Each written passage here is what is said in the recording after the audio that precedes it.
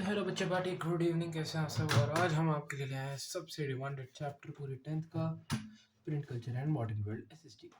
ठीक है, तो अब हम आपको प्रिंट फटाफट शुरू कराते हैं और साथ में आपको ये वाले नोट्स जो हैं, आपको शोभित निर्माण के नोट्स ये वाले साथ में खोल कर रखना।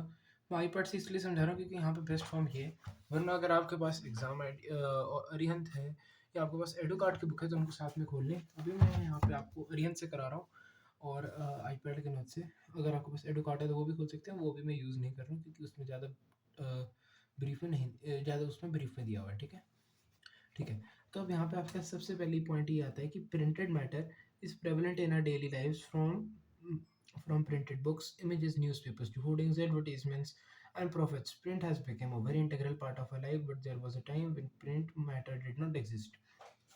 And there were एक सेकेंड, मैं आपका बैकग्राउंड में चिल म्यूजिक लगा देता हूँ ताकि आप इजीली कर पाए।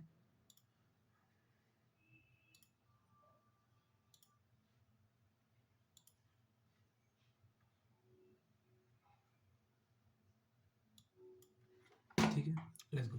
तो but there was a time when printed matter did not exist, वो एग्जिस्ट ही नहीं करता था। And there were other ways by which information was going on. ठीक है, तो which information was going on. There was a gradual shift from handwritten notes format with the invention of new machines and passes and this transformation here. ठीक है, अब सबसे पहले आपका print आया चाइना में। अब the first printed books on hand printing था और वो हैंड आपका होता था वुड ब्लॉक पेंटिंग के थ्रू, वुड ब्लॉक प्रिंटिंग के थ्रू। ठीक है, वुड ब्लॉक प्रिंटिंग। अब ये आपकी कहाँ पे इंट्रोड्यूस हुई थी? ये आपकी चाइना में इंट्रोड्यूस हुई थी और ये आपकी हुई थी 8594 में। ठीक है, 8594 में आपकी इंट्रोड्यूस हुई थी। और इसमें क्या होता है, books in China were printed by rubbing the paper.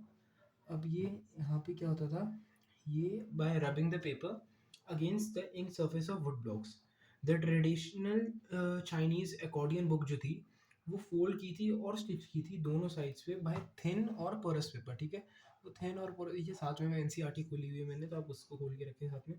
With thin and porous paper because both sides of the thin porous sheet could not be printed, क्योंकि वो प्रिंट नहीं हो सकती थी। The skilled craftsman could copy the beauty of calligraphy with remarkable accuracy.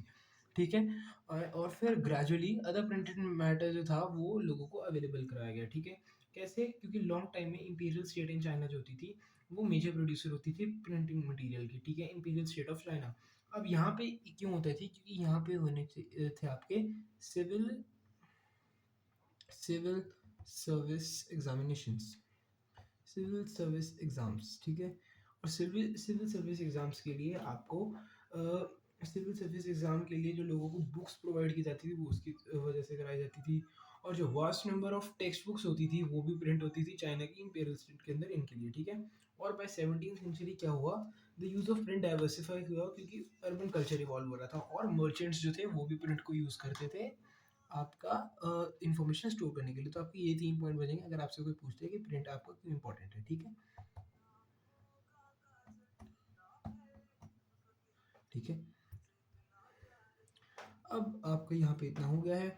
अब आपका Japan में कब हुआ? जापान में आपका कब हुआ? उससे पहले मैं आपको 5-6 मेजर पॉइंट बताऊंगा जो अर्बन कल्चर में चेंजेस हुए जिसकी वजह से आपका चाइना में प्रिंट आया। ठीक है, चाइना में आपका क्या आया? चाइना में आपका आया प्रिंट आया। ठीक है, तो पहला पॉइंट क्या था कि fictional narratives, poetry, anthologies of liberate masterpieces वगैरह, रोमांटिक प्लेस वगैरह होते थे। फिर वेस्टर्न प्रिंटिंग टेक्निक्स यूज़ की जाती थी, रिच वुमेन। अब आपको यहाँ पे 5 पॉइंट में आपको पता था कैसे यूज़ करने हैं। वुमेन के आपको क्या करने हैं? 2 पॉइंट याद करने हैं। पहली कौन सी? रिच।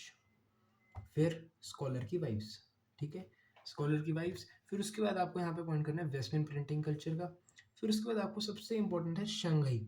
शंघाई क्या होता है? वो चाइना में प्रिंटिंग कल्चर का हब बन चुका था। ठीक है, इतना हो गया यहाँ पे। फिर उसके बाद आपका जो हैंड प्रिंटिंग थी अर्बन कल्चर में वो आपकी मैकेनिकल प्रिंटिंग की तरफ शिफ्ट होने लगी। ये पॉइंट आ जाएगा आपका एक।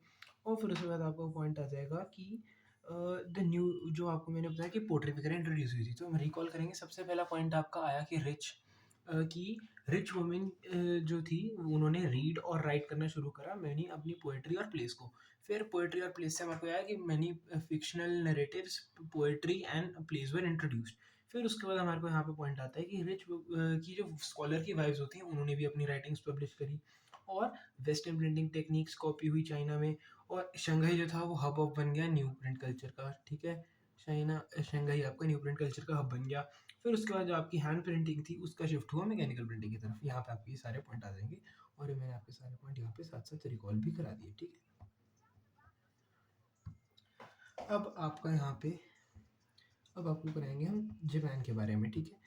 अब जापान में क्या है, हैंड प्रिंटिंग जो थी वो इंट्रोड्यूस की गई थी चाइना में AD 1770 में, प्रिंटेड इन AD। अब 1868 में अगर आपसे बोला जाए कि सबसे पहली बुक कौन सी थी, सबसे पहली बुक आपकी थी चाइना की अकॉर्डियन बुक। और फिर अगर आपसे पूछा जाए कि जापान AD 56 की कौन सी थी, वो थी आपकी डायमंड सूत्रा, ठीक है। और यहाँ पे इंट्रोड्यूस कैसे हुए, ये जो प्रिंटेड मनी थी आपकी टेक्सटाइल्स पे यूज होने लगी, पोएट्री पेंटिंग्स।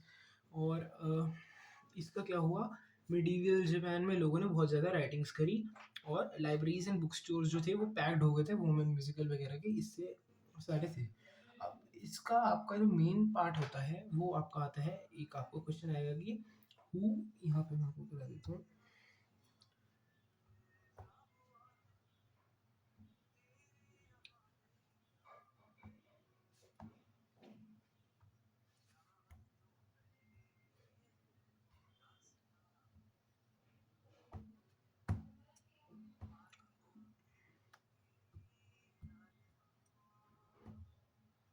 Who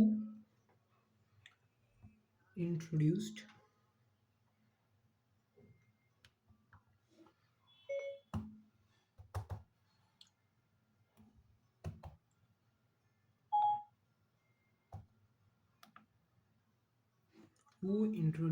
आपका क्या इंट्रोड्यूस होता है,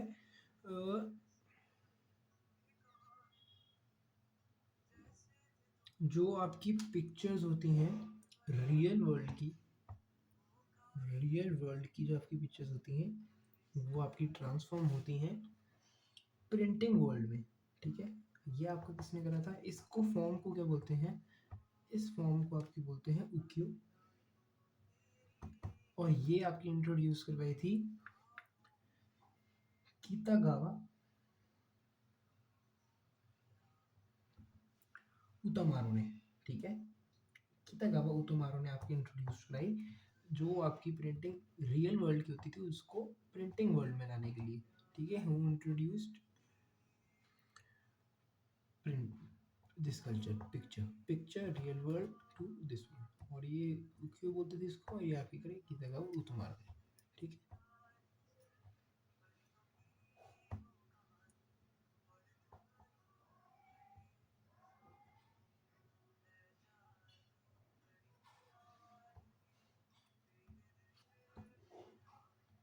ठीक है। अब प्रिंट जो आपको आता है वो यूरोप में कैसे आता है। अब यहाँ पे आपका प्रिंट जो यूरोप में आ रहा है उसके लिए सबसे पहले क्या हुआ, 12 सिल्क रूट जो होता था उस पे आपके mark in the 11th century Chinese paper जो था वो आपका सिल्क रूट तक पहुंच चुका था, ठीक है। 1295 में मार्को पोलो आए और उन्होंने क्या करा, वो वुड ब्लॉक प्रिंटिंग को इटली में, अब इटली आपका कहाँ पे, इटली जो है आपका वो यूरोप में ही है, ठीक है। यूरोप में ही है वो, तो यहाँ से आपका ट्रांसफर होगी प्रिंटिंग, ठीक है। अब क्या होता है, Italy to various parts of the world गई, सून वुड ब्लॉक प्रिंटिंग जो है वो बहुत ज़्यादा इंपॉर्टेंट हो गई। अब to meet the increasing demand of the books, book sellers started giving payments. अब इसको वो starting giving employment to scribes and skill hand writers, क्यों, क्योंकि book sellers, demand of books जो थी वो बुक सेलर्स के लिए बहुत ज़्यादा बढ़ गई थी, तो उन्होंने एम्प्लॉयमेंट जनरेट करी स्क्रिब्स के लिए और हैंड राइटर्स के लिए, ठीक है। But the production of the hand वो जो थी वो क्यों नहीं कर पा रहा था इतना ईजिली। पहली बात, कॉपिंग was an expensive laborious and time consuming business, बहुत ज़्यादा टाइम कंज्यूम करता था वो, ठीक है।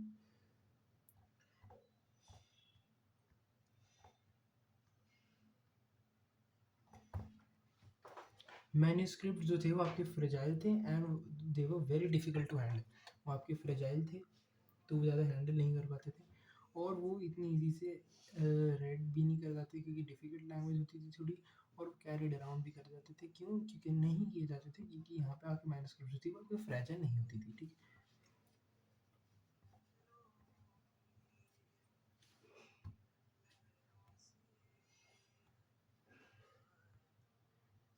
अब आपको यहाँ पे आता है 10। अब इसके लिए नीड थी क्विकर और ऑल्टरनेटिव प्रोडक्शन के लिए, मतलब मैकेनिकल प्रिंटिंग के लिए। वो इसकी कितनी करी? जोहन गुटेनबर्ग ने 1430 में। मैं आपको डेट्स आपकी यहाँ पे साथ साथ एक पेज पे मैं लिखते रहता हूँ, और उसकी फोटो आपको एंड में दिख जाएगी। यहाँ पे एक स्मॉल सा पेज हमारे लिए इनफ है।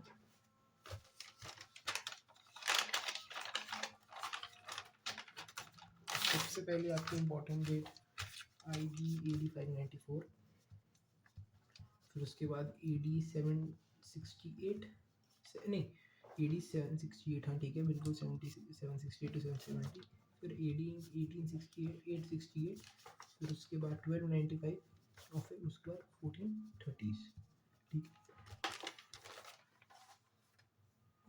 अब आपका जीकेजी जो था वो कोरिया का, उसने क्या क्या मालूम करा? The Jikji of Korea is among the world's oldest existing books in Zex Buddhism, which was printed in late 14th century. The first volume of this book is unavailable, but the second volume is kept in the National Library of France. ठीक है। अब Gutenberg जो था वो कैसे आता? अब Gutenberg का आपको बता तो दिया, लेकिन वो कैसे करना वो आपको पूरा डिटेल में समझना पड़ेगा, तो वो आपको यहाँ पे गिवन है। अब गुटेनबर्ग ने क्या करा? गुटेनबर्ग जो था वो लार्ज फार्म्स पे ग्रो हुआ, लार्ज फार्म्स में ग्रो हुआ, and where he had seen wine and olive presses. तो उसने अपनी वाइन और ऑलिव प्रेसेस की नॉलेज जो थी वो यूज़ करी, और वो मास्टर गोल्डस्मिथ बन गया। फिर उसने क्या करा?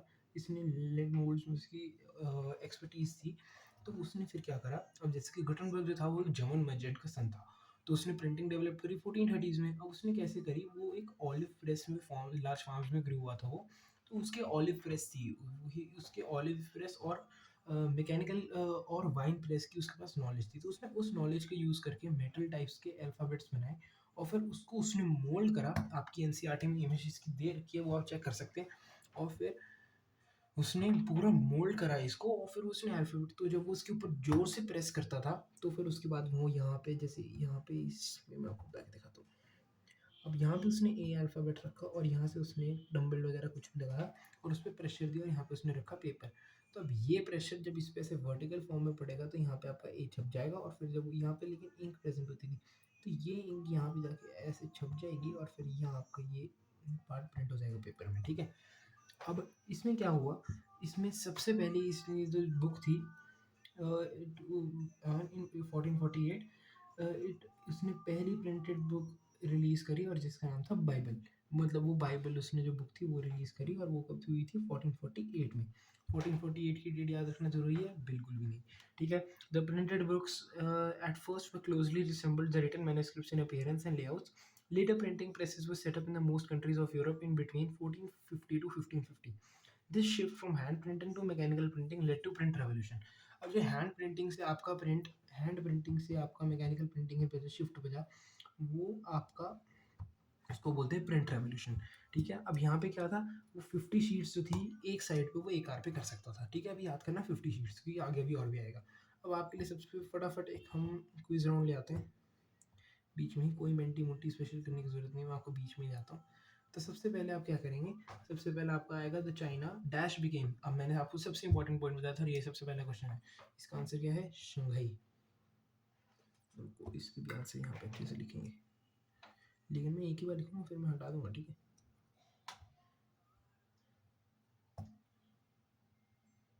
शंघाई, शंघाई आपका पहला आंसर, ठीक है। बीच बीच में कुछ हो रहा है तो उसको मैं इरेज नहीं करूँगा। Who introduced the hand printing technology in Japan?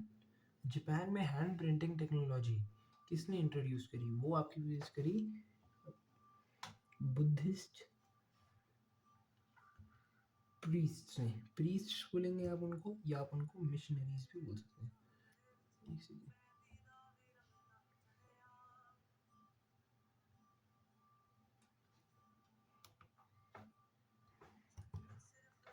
मेरे पास अभी ज़्यादा अच्छा आईपैड है नहीं, तो आपको इसी से मैनेज करना पड़ेगा। और ये आप जैसे भी देख सकते हैं, ये एक iPad 2 है, तो इसमें कुछ भी डाउनलोड नहीं हो रहा है। फिर भी हम आपके लिए फैसिलिटीज़ ला रहे हैं क्योंकि वो पेपर से बिल्कुल भी चैनल हमारा कुछ चला नहीं था। द पब्लिश्ड 100 कॉपीज वगैरह विद हाई स्पीड प्रोडक्शन, ठीक है, ये इतना हो गया। फिर से आपका थर्ड क्वेश्चन था, पहले तो मिशनरीज लिख देते हैं ना यहाँ पे। उसके बाद थर्ड क्या आएगा, थर्ड पॉप का पॉइंट आएगा, who invented movable type of printing in Europe. सबसे आपको कराया था कितागावा उतामारो, कितागावा उतामारो, ठीक है। मिशनरी साउ बस इतने रखना, ठीक है। फोर्थ क्या है अब आपका, फोर्थ क्वेश्चन है, Nirav Gutenberg developed the first printing press in 1430s। आपकी यहाँ पे डेट वाली शीट में भी 1430s आपका यहाँ पे गिवन है, ठीक है।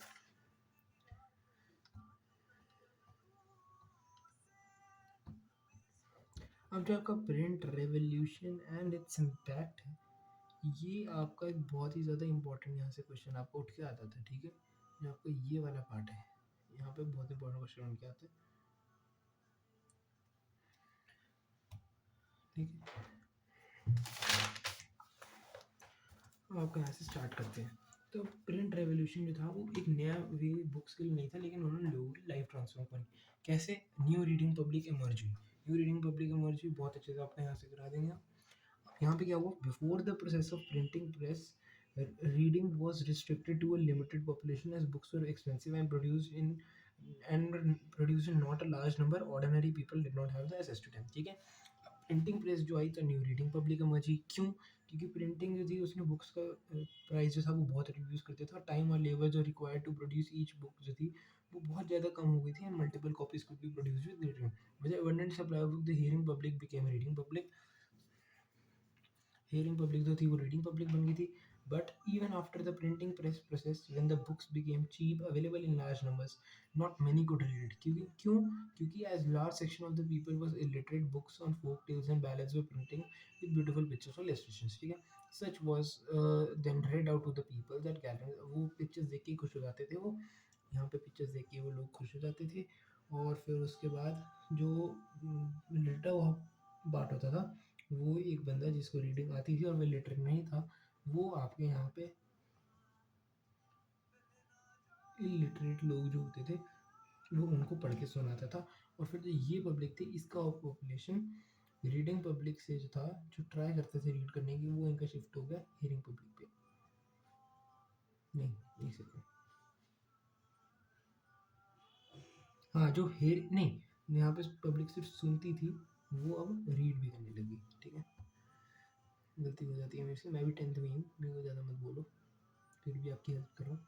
मेरे खुद के बोर्ड है, आपके साथ ही दे रहा हूँ ऊपर से, फिर भी आपको पढ़ा रहा हूँ, तो थोड़ा तो ध्यान रखो ना यार।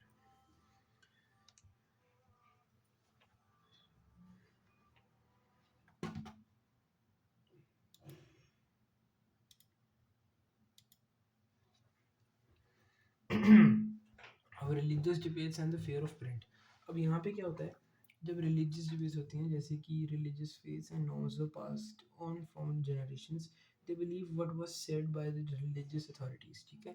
अब जो भी इनसे बोला जाता था वो एक्सेप्ट कर लेते थे, लेकिन कई जो लिटरेट नहीं थे वो इनके बिहाफ पे अपोज करते थे।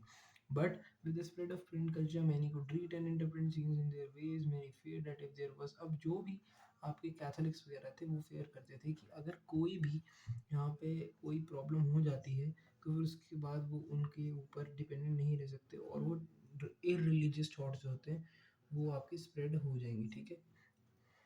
One such case was a religious former Martin Luther king. अब मार्टिन लूथर किंग ने क्या करा, उसने मैंने प्रैक्टिसेस और रोमन कैथोलिक चर्च को अपोज करा, और उसने ये कब करा, उसने ये करा सब 1517 में। ये इंपॉर्टेंट डेट है, पता नहीं यहाँ पे क्यों नहीं लिख रखा।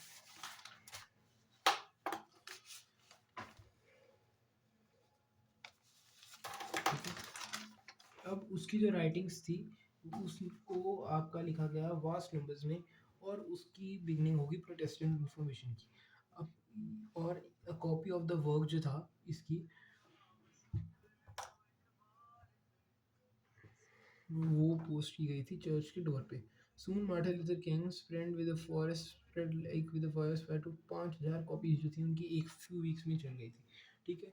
और फिर यहाँ पे आपको क्या हुआ, this is hard compact and Protestant मतलब द अल्टीमेट प्रिंट क्या क्या है, the ultimate gift of God. ये आपका 1 मार्कर में क्वेश्चन आ सकता है, 1 मार्कर में, ठीक है। अब प्रिंट एंड डिसेंट। डिसेंट का मतलब क्या होता है वो हम आपको एलेक्सा से सुनाएंगे। Alexa, what is the meaning of descent? Descent is usually defined as the act, process, or fact of moving from a higher to a lower position. For more, ask me to give you more definitions for descent. समझ गए, ऊपर से नीचे की तरफ उतरना। अब यहाँ पे क्या हुआ, प्रिंट डिसेंट यहाँ पे हुआ किसका, यहाँ पे हुआ रिलीजियस कम्युनिटीज का। easy availability of printed matter significantly impacted the people's ideas and thoughts. Those who had a little knowledge about reading and writing also read religious texts and deciphered the message of according to the understanding. अब मेनोक्यो था, मेनोक्यो नहीं मेनोक्यो, ठीक है। अब आपके मेनोक्यो ने क्या करा, वो एक मिलर था इटली में और उसने बिगैन करी reading books in his locality. अब उसने गॉड एंड क्रिएशन था जो रोमन कैथोलिक चर्च बोलता था वो उसके हिसाब से उसके बिल्कुल अलग था। अब मेनोक्यो ने क्या करा, मेनोक्यो ने उसको अपोज करा और उसने बाइबल के इंटरप्रिटेशन को गलत बताया। फिर क्या हुआ, व्हेन द रोमन, अब रोमन कैथोलिक चर्च ने जब उसको आइडेंटिफाई और पनिश करना शुरू करा तो फिर उसको ड्रैग करा हुआ publicly twice and then he was executed. This was done to set an example that the question कोई भी रोमन कैथोलिक चर्च जो था, रोमन कैथोलिक चर्च जो था उसके पास एक बहुत ज़्यादा सुप्रीम पावर थी, ठीक है। वो उसके पास एक बहुत सुप्रीम पावर थी और उसको कोई भी नहीं मार सकता था, ठीक है। अब 1558 से क्या हुआ, ये भी आपकी इंपॉर्टेंट डेट शायद हो सकती है। Church began to maintain prohibited books index to gain control over publishers and book sellers, ठीक है। The church did not stop the criticisms and restore people's faith in them.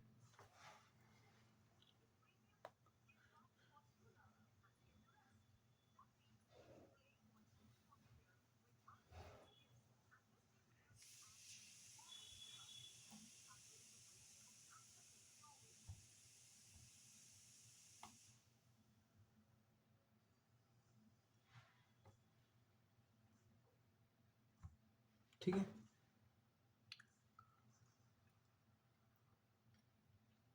एक मिनट का break ले लो, वाटर ब्रेक, पानी पी लें।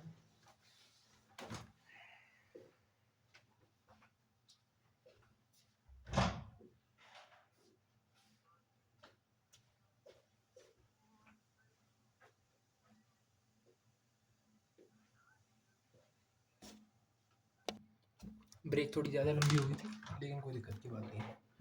चलो अब दोबारा स्टार्ट करते हैं। आपकी ब्रेक लंबी नहीं हुई थी क्योंकि मैंने वीडियो पॉज कर दिया, अब देखते रहो, मेरी हुई है, ठीक है। अब आपका यहाँ पे क्या आता है, अब आपका आता है रीडिंग मेनिया। अब रीडिंग मेनिया में आपको क्या होता है, in 18th and 19th century Europe saw an increase in literacy rates which caused a rise in book publications as more became literate and many cultivated the habit of एक second मैं आपको वो लगा देता हूँ।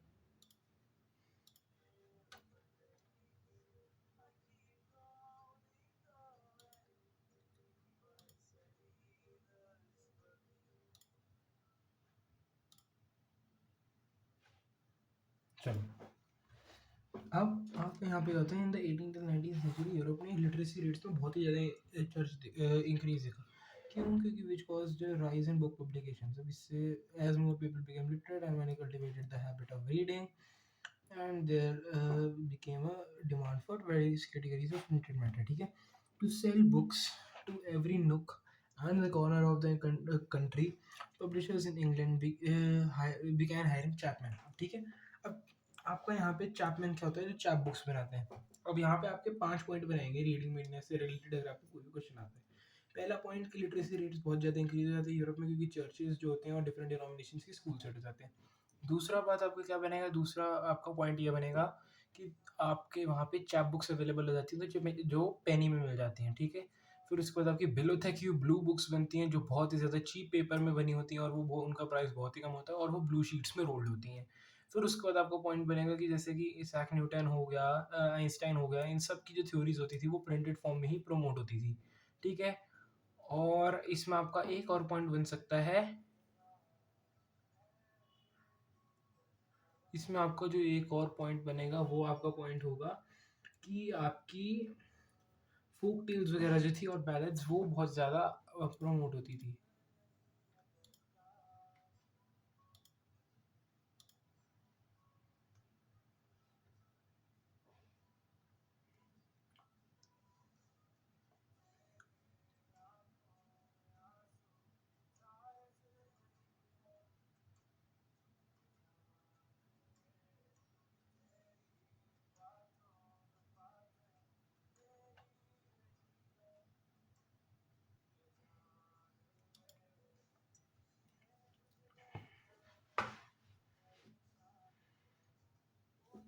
ठीक है। तो अब आपकी to sell books for every corner precision Bibliotheque Bleue का पॉइंट जैसे मैंने आपको बताया बिब्लियोथेक होता है वो my fault and cheap books and printed on low quality paper bonded in blue colour covers newspapers periodicals magazines and people know about this stuff. ठीक है। Tremble therefore trans of the world. अब इसको आप एक suitable अगर एक title देना है तो फिर आप इसकी जगह एक और टाइटल इसको दे सकते हैं जिसका हम आपको नाम देंगे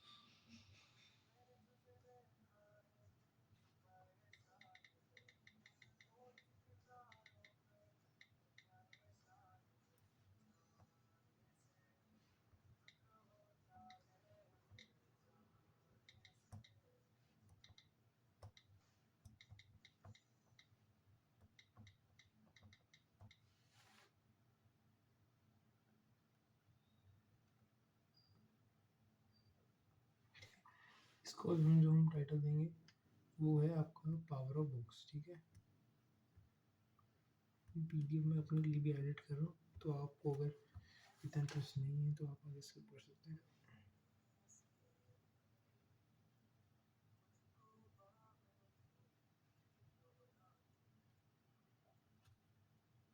ठीक है। तो अब क्या होता है by the mid 18th century there was a common understanding that books were a part of spending progress and enlightenment.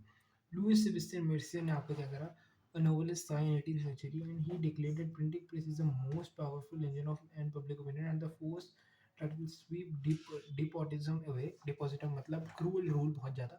he could print tremble therefore trance of the world tremble before the virtual writer। ठीक है। Louis Sebastian ने आपको बताया। अब print culture revolution ने आपका French revolution print culture ने आपको फ्रेंच रेवोल्यूशन में क्या करा ये आप यहाँ से ही पढ़े यहाँ पे बहुत अच्छे तरीके से दिया हुआ है जितना आपके अरिहंत पे भी नहीं दिया हुआ। तो प्रिंट कल्चर मैंने अरिहंत साथ साथ चेक करी खोली हुई है तो मैंने साथ साथ खोल रखी है तो जहाँ से मैं बोल रहा हूँ वो मैं अरिहंत से ही बोल रहा हूँ। अगर आपको कोई एक्स्ट्रा लग रहा है तो जितना आपको लगता है आप उतने हिसाब से पढ़ सकते हैं और आपको अरिहंत पढ़ने की जरूरत नहीं। मतलब इसमें मैंने आपके PYQ भी आगे कवर कराऊंगा आपके ये सुविन नोट्स भी हो गए फिर उसके बाद आपके यहाँ पे अरिहंत भी कवर हो रही है और वो आपकी एक ही लेक्चर में हो रही है। तो आपको इसके लिए आपको बहुत ज़्यादा खुश होना चाहिए आई गेस अगर आप मेरे को सपोर्ट करें वैसे तो कोई भी नहीं करता। ठीक है। तो print culture modern print culture in the French revolution many historians have argued that print culture created the conditions leading to the French Revolution। Three types of arguments are first पहला क्या है printed popularized the ideas of great thinkers। आपको इसमें short में याद करना है पहली बात आपका इसमें क्या आएगा great thinkers।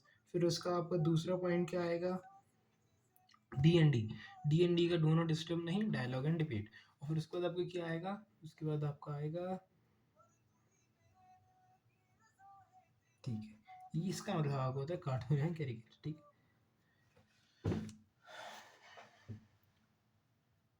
Cartoon and caricature का भी पॉइंट इसमें आएगा इसमें शायद गिवन नहीं है मैं आपको करा दूंगा। ठीक है। अब पहला आपका क्या है प्रिंट पॉपुलरिज्म प्रिंट ने नए आइडियाज का करा जो सुपरस्टिशंस और डिपोजिटिज्म की क्रिटिकल थिंकिंग करते थे। They argued for the rule of reason and rationality and they attacked the secular community of church and despotic power thus the legitimacy of trade and the writing of the Voltaire and Traders Smith this thing and the through questioning and critical rationalize। ठीक है।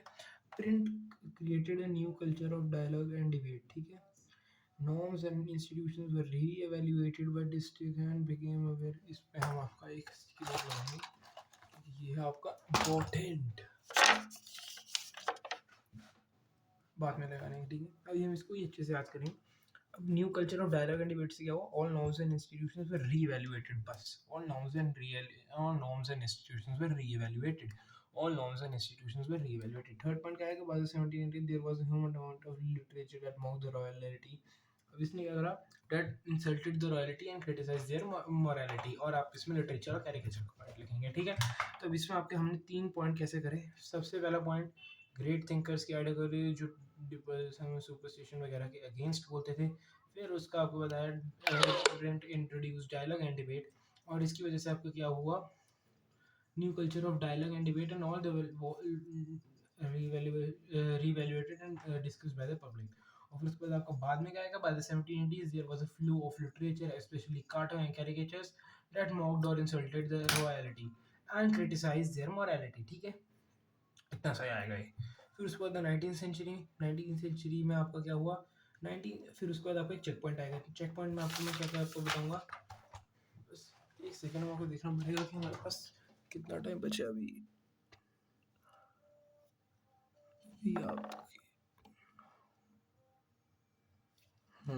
अभी थोड़ा time अभी आपको, बस आपका अभी Europe खत्म करा लेंगे आज के लिए, उतना बहुत है क्योंकि अभी आपको बोर्ड्स को 1 महीना है, उतने में आपका खत्म हो जाएगा। और मैं इतना बोलता हूँ, अगर हाफ आपने कर भी लिया तो आप हाफ उसके बाद वाला जो होगा वो आप शोभित निर्वाण के नोट से खुद कर सकते हैं, क्योंकि समझ आ जाएगा। और अगर कहीं समझ नहीं आता तो दिखराज भैया ने बहुत बढ़िया वीडियो डाली हुई है, मैं भी उसी से करता हूँ, तो आप भी वहीं से करना ये वाला पार्ट, वरना ये तो मैंने आपको बहुत अच्छे से समझा दिया, ठीक है।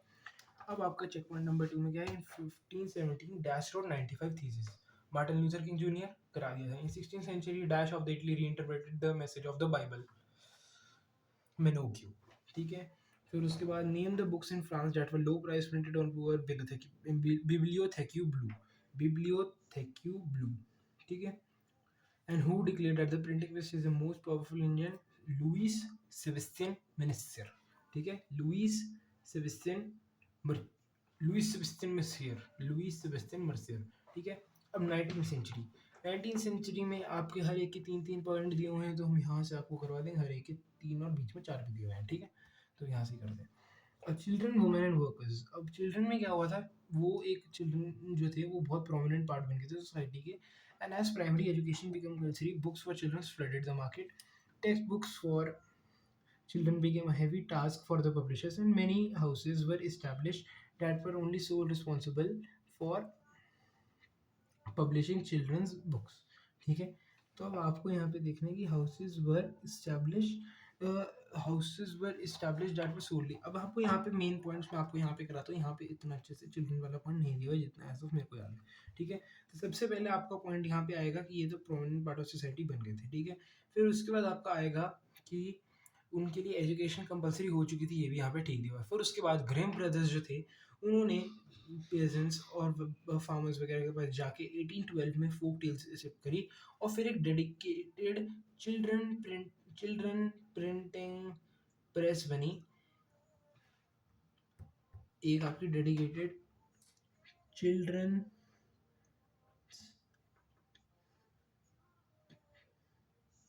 प्रिंटिंग प्रेस बनी, और उसने आपके यहाँ पे चिल्ड्रंस प्रिंटिंग प्रेस से क्या हुआ, उसने आपकी text book game heavy task और चिल्ड्रन प्रिंटिंग प्रेस से 1857 में वो इस्टेब्लिश हुई थी, और उसने फोक टेल्स करा, और वो चेक करता था कि कोई भी वल्गर कंटेंट चिल्ड्रन के लिए अपलोड नहीं हो रहा है, ठीक है। फिर उसके बाद आपके आगे वुमेन में क्या था, वुमेन भी एसेंशियली सबका आपका पहला पॉइंट तो ये होगा, इसमें ये होगा कि वो प्रोमिनेंट पार्ट ऑफ सोसाइटी बन गए।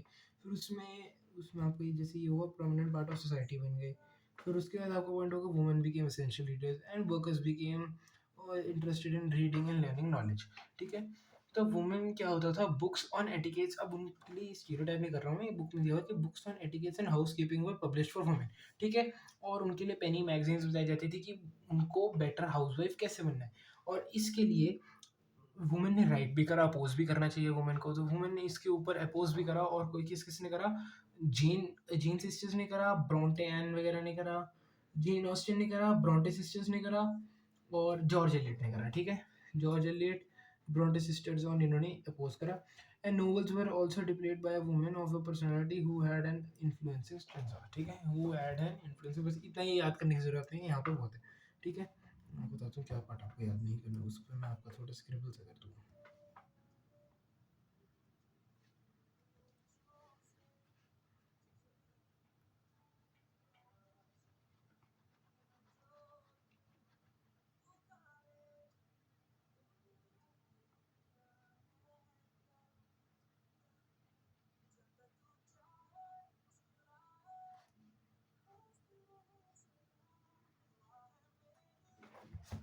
बस 3 पॉइंट याद करने थे।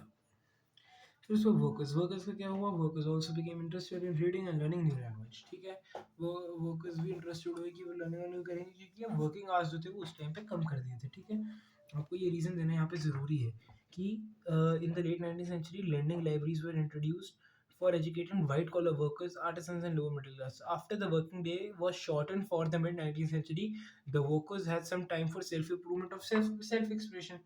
तो उन्होंने क्या करा, उन्होंने खुद को एक्सप्रेस करना शुरू करा, पॉलिटिकल ट्रेड्स और ऑटोबायोग्राफी लिखी, लास्ट में चाहिए थी workers are getting shorter, the workers with themselves self improvement.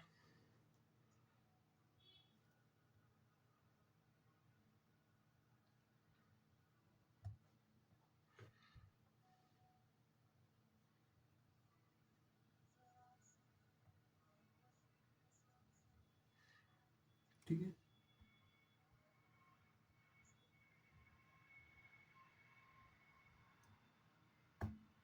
अब आपका इतना पार्ट दो होगा वो हम आपको बाद में कराएंगे। ठीक है, अब प्रेस के फर्दर इनोवेशंस क्या हुए आपके, फर्दर इनोवेशंस प्रेस के क्या थे कि by the Richard M Hoe of New York had perfected. अब यहाँ पे मेन पॉइंट आपके कराए हुए हैं। अब आपके यहाँ पे आया रिचर्ड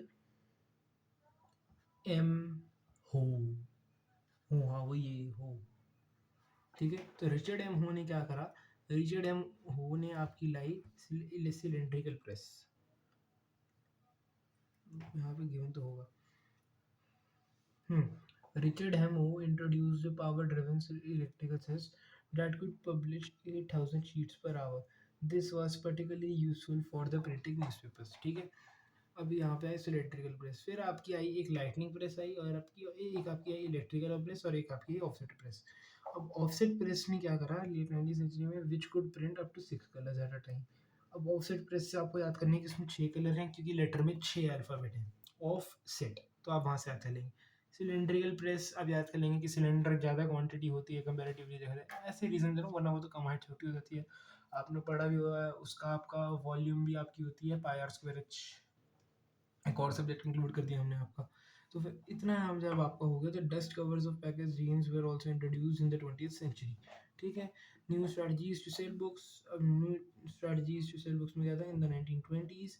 नहीं, अब यहाँ पे आपके एक ऑफसेट पे जब भी डस्ट कवर्स वगैरह जो थे वो आपके यूज़ कर जाते थे, और आपकी यहाँ पे इलेक्ट्रिकल ऑपरेटेड प्रेस हुई जिसने आपकी प्रिंटिंग ऑपरेशन हेल्प करी, जिससे आपकी पेपर प्लेट्स वगैरह पे हेल्प करा। ठीक है, फीलिंग पेपर हो गया, पेपर प्लेट्स जो हो गई वो बेटर हो गई। ठीक है, और ऑटोमेटिक पेपर रील्स जो थी वो भी बेटर हो गई। ठीक है,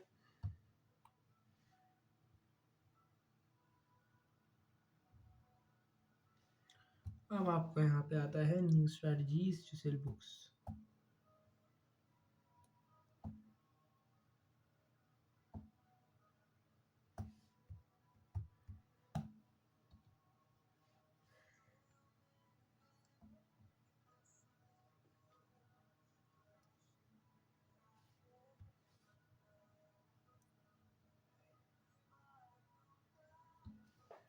ठीक है, अब यहाँ पे आपका क्या होता है, in the 1920s England popular workers was sold in cheap series called the shilling series. ठीक है, मतलब आपको सिंपल यहाँ पे पॉइंट दिखने की, जो बुक्स थी उसकी ज़्यादा आपकी प्रोडक्टिविटी और परचेज बढ़ाने के लिए उनको सीरीज में बेचा जाता था। ठीक है, और with the onset of the great depression in 1920s publishers feared a decline in book purchases to sustain buying, they brought out cheap paperback editions। ठीक है,